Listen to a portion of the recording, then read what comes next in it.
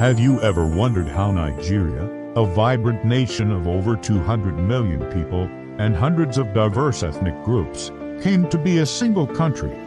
The story is complex, fascinating, and deeply tied to the British Empire. Let's journey back in time to uncover the history of how the United Kingdom colonized Nigeria.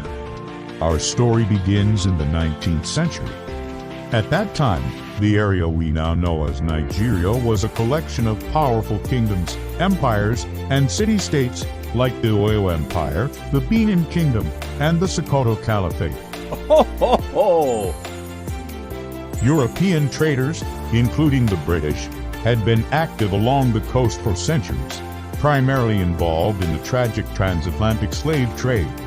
But as the 19th century progressed, the abolition of slavery shifted British interests towards other resources, like palm oil, which was crucial for lubricating the machines of the Industrial Revolution. This shift from trading humans to trading goods marked the beginning of a deeper involvement.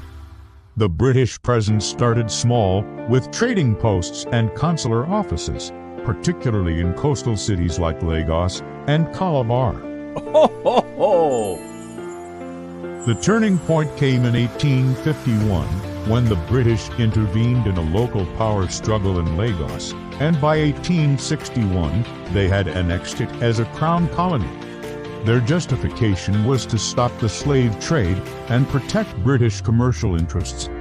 From this foothold in Lagos, British influence began to expand.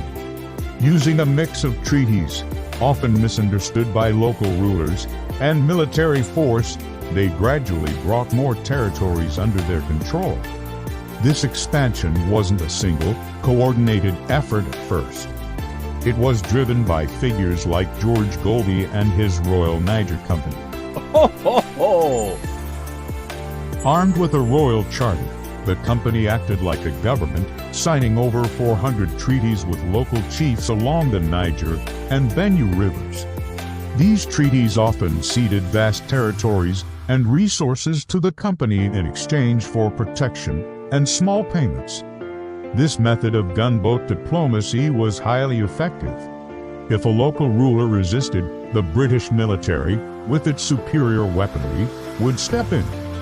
The conquest of powerful entities like the Benin Kingdom in 1897, which resulted in the infamous looting of the Benin bronzes, is a stark example of this forceful expansion.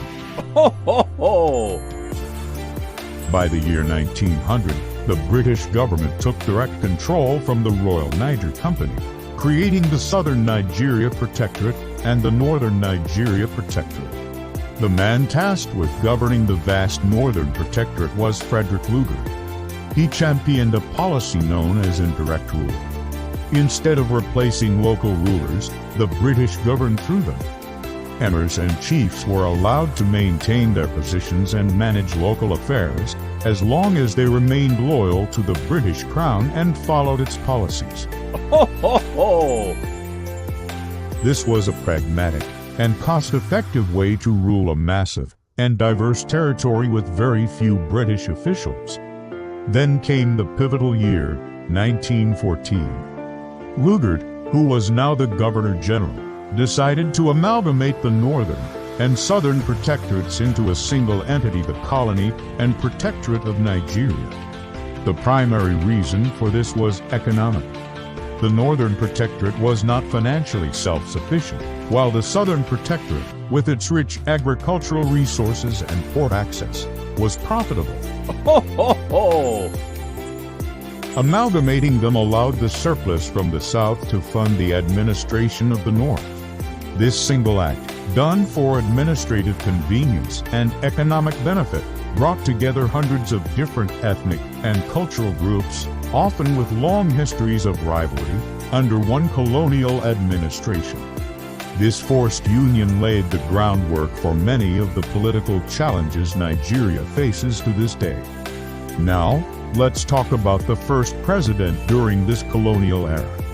It's important to clarify that Nigeria didn't have a president in the modern sense. Ho, ho, ho! The highest authority was the British Governor-General, appointed by the monarch. The first person to hold this title for the amalgamated Nigeria was, of course, Sir Frederick Lubbock. However, if we look towards the end of colonialism, the first and only Prime Minister of Nigeria was Sir Abubakar Tafawa Balewa, who led the country into independence. And later, the first Nigerian to hold the title of Governor General, and then President after Nigeria became a republic, was Dr. Nnamdi Azikiwe. Ho, ho, ho!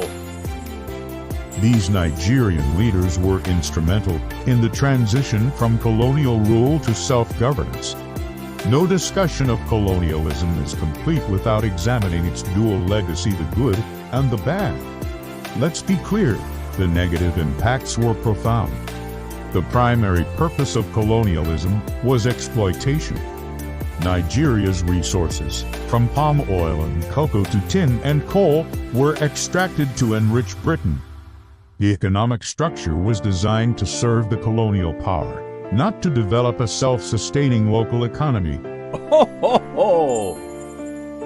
Traditional political structures were disrupted, and the amalgamation of diverse groups without their consent created deep-seated ethnic and regional tensions. Furthermore, the colonial education system, while providing literacy, often promoted a sense of cultural inferiority, elevating British culture above indigenous traditions. The psychological impact of being treated as second-class citizens in one's own land cannot be overstated. However, to paint a complete picture, we must also acknowledge some of the unintended positive consequences. Ho, ho, ho!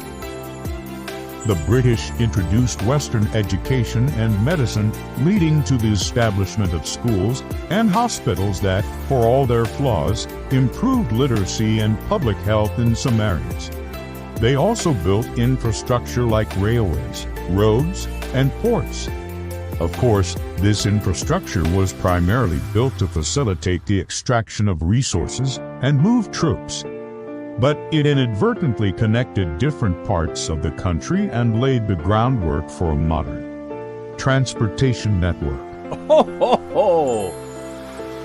Perhaps most significantly, the creation of a single administrative unit, Nigeria, forged a shared identity, albeit a complicated one. It was within the framework of this colonial state that a new sense of Nigerian nationalism began to grow. And this brings us to the fight for independence. What made Nigerians decide to reclaim their sovereignty? The seeds of resistance were sown from the very beginning. From the military resistance of Queen Amina's successors to the abolitionist riots of 1929 against colonial taxation, Nigerians never passively accepted foreign rule. Ho, ho, ho! But the modern nationalist movement gained serious momentum after World War II. Thousands of Nigerian soldiers fought for the British Empire in the war, battling for freedom and democracy in Europe and Asia. When they returned home, they began to question why they should fight for freedom abroad but not have it at home. They had seen the world and were no longer willing to accept the myth of colonial superiority. At the same time, a new generation of Western-educated Nigerians emerged. Ho, ho, ho! Leaders like Nnamdi Azikiwe, Obafemi Awolowo, and Ahmadu Bello were lawyers, journalists, and scholars. They used the colonizers' language and political ideas, concepts of self-determination, liberty, and human rights to argue for independence. They formed political parties, established newspapers, and organized strikes and protests to mobilize the population. The global political climate was also changing. The United States and the Soviet Union, the New World powers, were ideologically opposed to Old World colonialism. Ho, ho, ho! Britain, weakened by the war and facing pressure both internationally and from within its colonies, began to realize that the age of empire was over. The push from Nigerian nationalists became too strong to ignore. Through a series of constitutional conferences in London and Lagos, Nigerian leaders negotiated a phased transfer of power. Finally, on October 1st, 1960, the moment arrived. The British Union Jack was lowered, and the green and white flag of Nigeria was raised for the first time. Ho, ho, ho! Nigeria had achieved its independence, not through a violent revolution, but through decades of persistent political struggle, negotiation, and an unyielding demand for self-rule. The story of British colonialism in Nigeria is a story of economic exploitation and political subjugation. But it is also the story of how a diverse and resilient people forged a modern nation in the crucible of that experience. The legacy of that era is still visible today, shaping Nigeria's politics, society, and its ongoing journey to fulfill its immense potential. Ho, ho, ho! Thank you so much for joining me on this historical journey. If you found this video insightful, please give it a thumbs up, share it with your friends, and don't forget to subscribe to our channel for more deep dives into history. Let us know in the comments what other historical topics you'd like us to explore next. Ho, ho, ho!